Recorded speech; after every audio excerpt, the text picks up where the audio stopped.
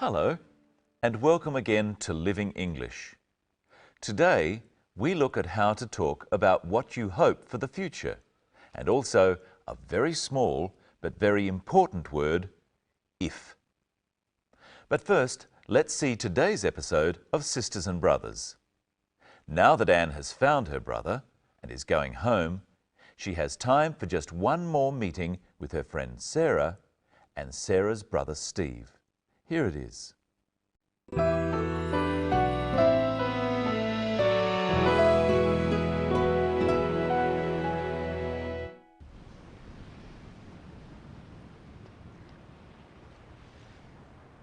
Well, you found your brother, you've ordered your wine, and tomorrow you're going home. Yes. Sarah, thank you for everything. But you'll come back, won't you?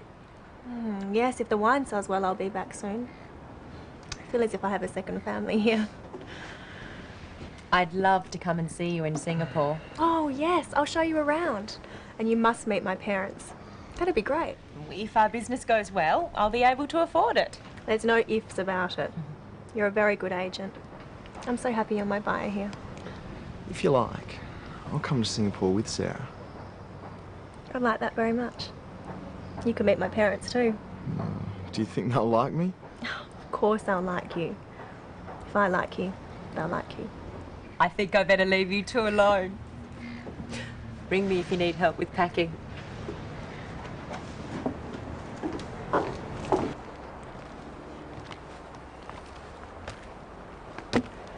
I've only just met you, and now you're leaving.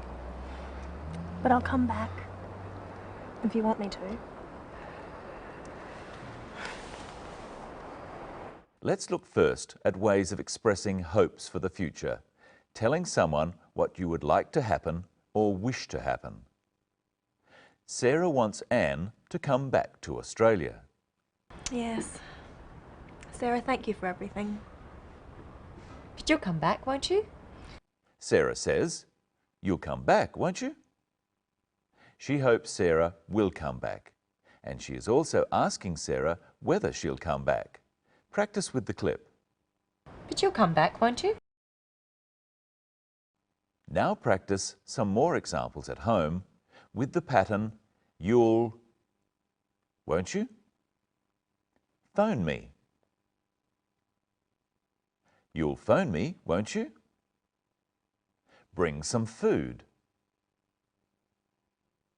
You'll bring some food, won't you? Be back soon. You'll be back soon, won't you? Now try with some different pronouns. He'll be all right. He'll be all right, won't he? They'll come. They'll come, won't they? I'll win. I'll win, won't I? Now listen to how Sarah and Anne discuss what they hope for. I'd love to come and see you in Singapore. Oh, yes. I'll show you around. And you must meet my parents. That'd be great. Sarah says, "I'd love to come and see you in Singapore." I'd love to. I would love to. This is how we express things we really want to do. Not things we know we will do, but things we might do. Practice with the clip. I'd love to come and see you in Singapore. Practice at home with some more examples of I'd love to. Come to lunch. I'd love to come to lunch. Meet your friends. I'd love to meet your friends. Go to Sydney. I'd love to go to Sydney. Anne talks about what she thinks Sarah should do. Listen again. Oh, yes. I'll show you around. And you must meet my parents. That'd be great. Anne says, "You must meet my parents." Must is a strong word. Anne really wants Sarah to meet her parents. Must can also be used for an order. For example, you must not smoke inside, or you must stop at a red light. But in this example, Anne is telling Sarah something she really wants her to do. Practice saying, "You must meet my parents," with the clip. Oh, yes. I'll show you around. Oh, yes. I'll show you around. And you must meet my parents. Now let's look at that little word, if. First, let's look at how Anne uses the word if. Yes, if the wine sells well, I'll be back soon. We use if to talk about possibility, something that might happen or might not happen. This use of if is called conditional. So Anne says she'll be back if the wine sells well.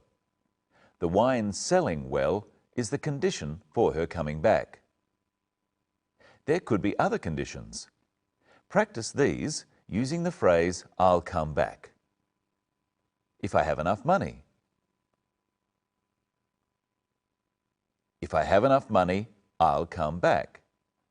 If you want me to. If you want me to, I'll come back. If business is good. If business is good, I'll come back. Anne is not sure that the wine will sell well. If she was, she would use when, not if. When the wine sells, I'll come back. Anne uses the word if twice in this example. Listen again. Yes, if the wine sells well, I'll be back soon. I feel as if I have a second family here. Anne says she feels as if she has a second family. As if is the same as like.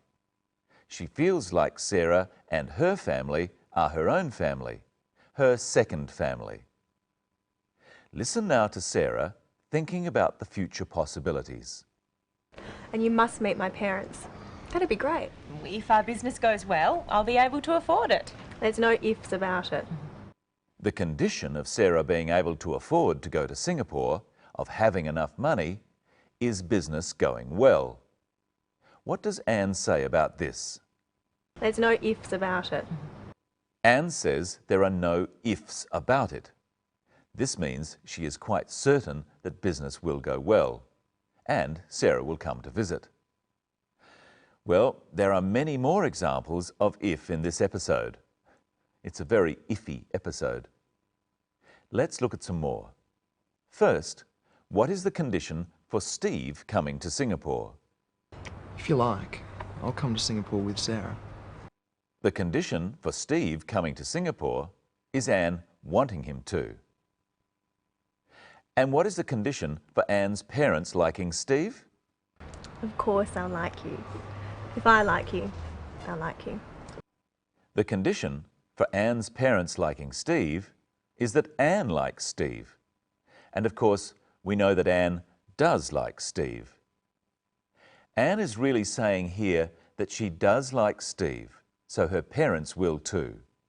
She could say, "I like you, so my parents will like you too." Hello, Michelle. Hello, Brenton. Hello, everyone. What do you think will happen if Anne and Steve get together? I think I hear wedding bells. And what have you got for us today, Michelle? Some experiments. First, I've got a balloon. What will happen if I blow air into this balloon? If you blow air into the balloon, it will get bigger.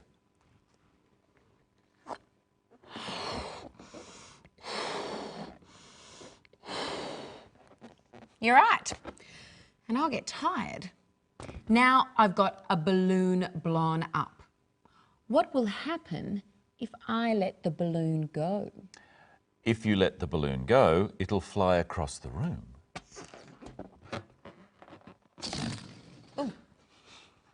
Right again. And it'll make a loud noise. Now I'm going to pour some water into this glass. What will happen if I don't stop pouring? You'll make a mess. Right, if I don't stop pouring, I'll make a mess. So I'd better stop. Now, Brenton, can I trust you? I think so. Good. Then you can help me. If you stand up, I'll show you what I want you to do. Right. Now, I'm going to fall back and you're going to catch me. I think I can do that. If you don't catch me, what will happen? If I don't catch you, you'll fall. Yes. And if you don't catch me, I won't speak to you. Huh. Okay. Oh! Thank you. Let's try a few more examples. What will I do if he doesn't catch me? If he doesn't catch me, I'll fall. He doesn't help me. If he doesn't help me, I'll cry. He isn't nice to me. If he isn't nice to me, I'll leave. Now, Brenton, there's another way of using if. What's that? We can talk about things that may never happen. What's an example? Okay, here's a globe of the world. Where would you like to go? Oh. I'd love to go to Paris. But you're not going to Paris, are you? No, unfortunately. But if you went to Paris, what would you do? I'd go up the Eiffel Tower. If I went to Paris, I'd go up the Eiffel Tower. Look at the question again. If you went to Paris, what would you do? We use the past tense with if to talk about things that might never happen. Not things we are actually going to do or plan to do, but things we imagine doing. So, Michelle, where would you like to go? I'd like to go to Indonesia. And if you went to Indonesia, what would you do? I'd visit Borobudur. If I went to Indonesia, I'd visit Borobudur. Why don't you try a couple at home? I'll say a city or country and something to do. Rome. See the Colosseum. If I went to Rome, I'd see the Colosseum. Sydney. Visit the Opera House. If I went to Sydney, I'd visit the Opera House. And tell me, Brenton, what would you do if you won $1 million in the lottery? If I won $1 million, I'd give it all to you. I don't believe you. If I won $1 million, I'd travel around the world. What would you do if you won $1 million? While you're thinking about that, it's time for us to say goodbye.